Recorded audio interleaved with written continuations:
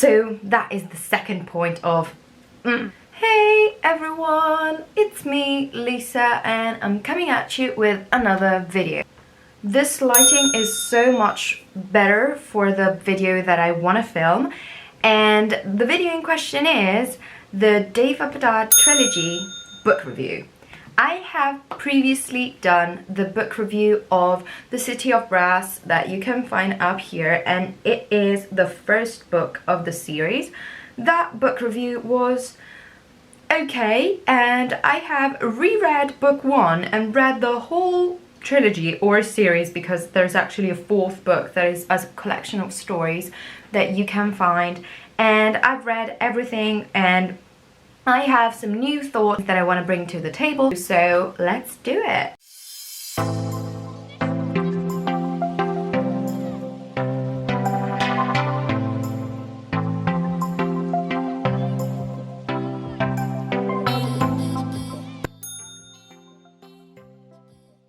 The story begins with Nari, a thief based in Cairo that can sense people's injuries. She's a healer by trade, and because of her orphan status, she tries to make some money by charging more by selling her services to superstitious folks. The only thing she wants is to be somewhere else, just being able to study healing in a place with some opportunity for someone like her. Little does she know that by singing a song at the market, she will call upon Dara, a magical being from the city of Daevabad that was a slave to humans for millennia. He will accompany her through Daevabad in a journey of discovery and self-discovery that will have a tragical outcome that will make her who she is. She also encounters Ali, a young and annoying prince that teaches her to read, transmitting her the passion for knowledge that will define her choices. Through change and betrayal, she will navigate a magical world through a path entangled with magic that will drive her from hating Daevabad to calling it home. So I have to just recap the fact that I had read The City of Brass as part of a book club. I thought it was okay-ish, and I read it in Kindle format, and I was very pleased by certain aspects of it and not very pleased about others. So it was my first time getting into deep fantasy, and I have read so many fantasy books after that, so I found the trope of healing magic more, but it was my first healing magic trope embedded with the real world, which I loved as a thing, because when it's magic and only magic, it's really hard for me to make it really special, because I don't find many points of connection with the characters because they are so perfect, so magical, that I'm not into it because they don't really speak to me. Whereas in this one, it really spoke to me that she was very real. She as a character is a thief, and I called the protagonist wrong the whole time. I called her Nahiri. She's actually called Nari. I am so sorry. And she was awesome in my eyes.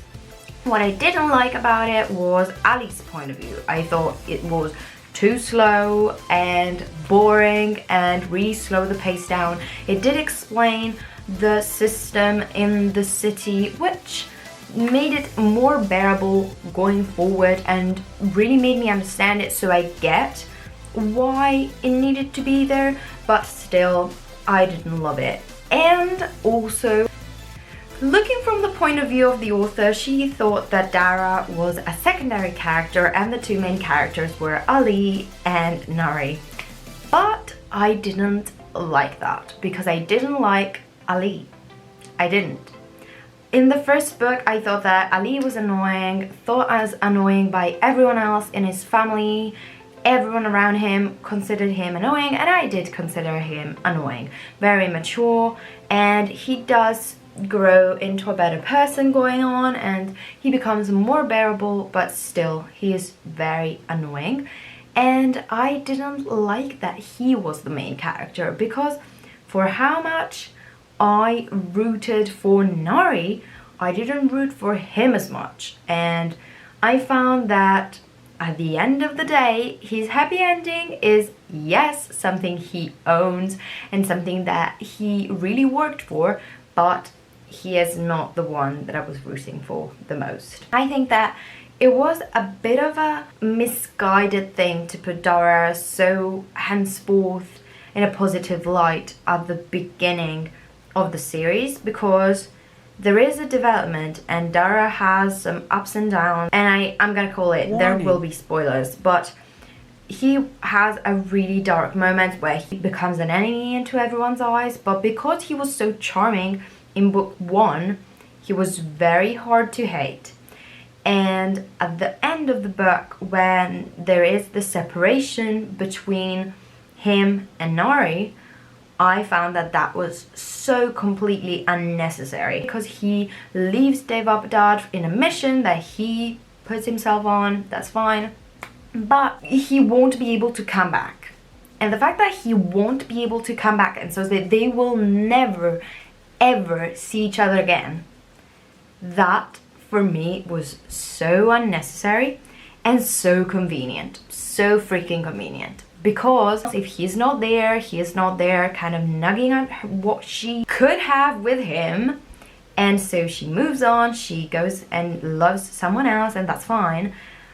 But I found that it would have been so much better if he was there, he was coming back, and she had to overcome the power of the love that she felt for him with him there. Because let me tell you, as a person that has lived long distance relationships, it's so much easier to, once you break up, free your mind from the person you're with if you don't see them every day, if you don't see them at all. If you never see them again, you're gonna forget about them eventually.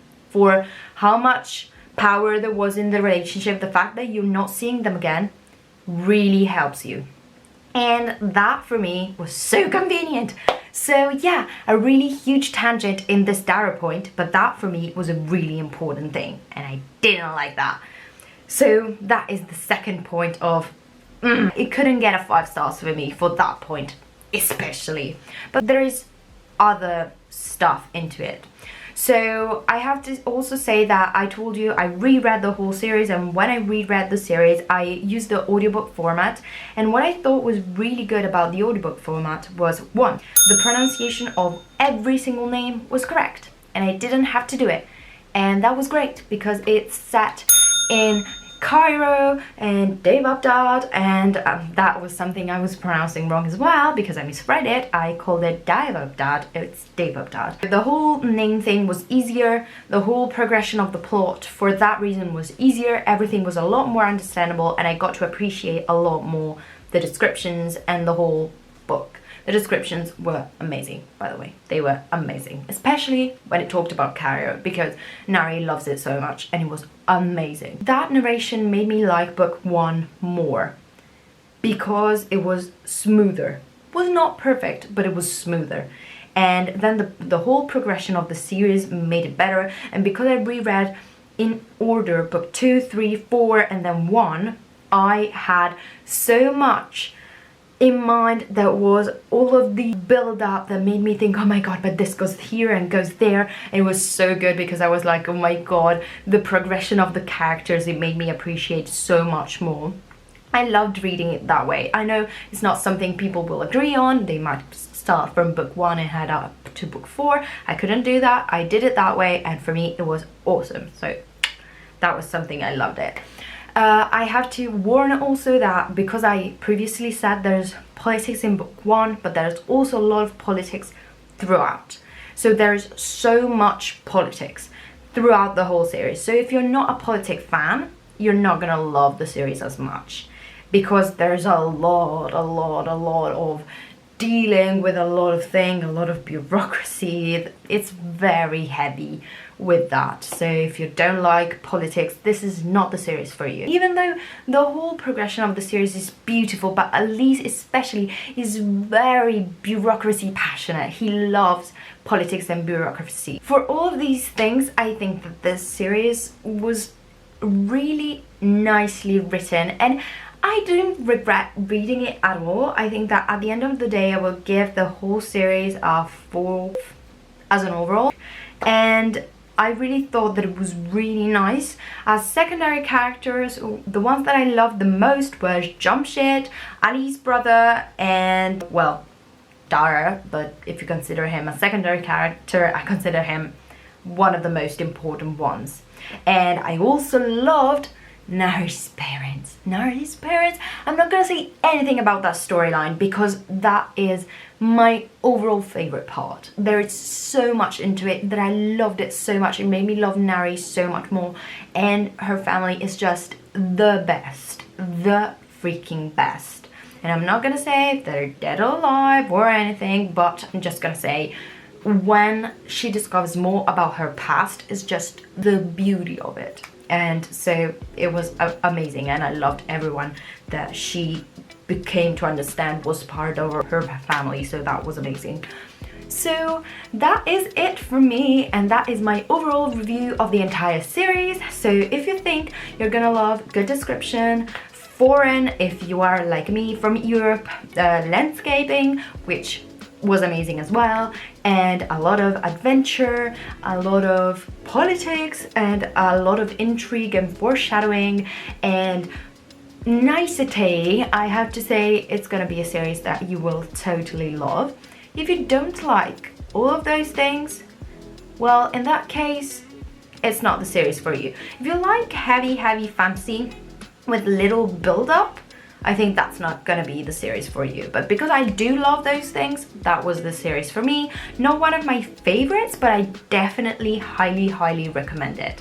So let me know in the comments below if you have read it or will read it, or if I didn't convince you that it's a series worth reading, because I have to be honest here, and I'm not gonna tell you that one thing is something that you will like if you don't like a certain type of trope or a certain type of element inside a story. So I love you all. I hope you will give this video a like, and also press the subscribe button and make the family grow, and I'm gonna see you all in the next one. Bye guys!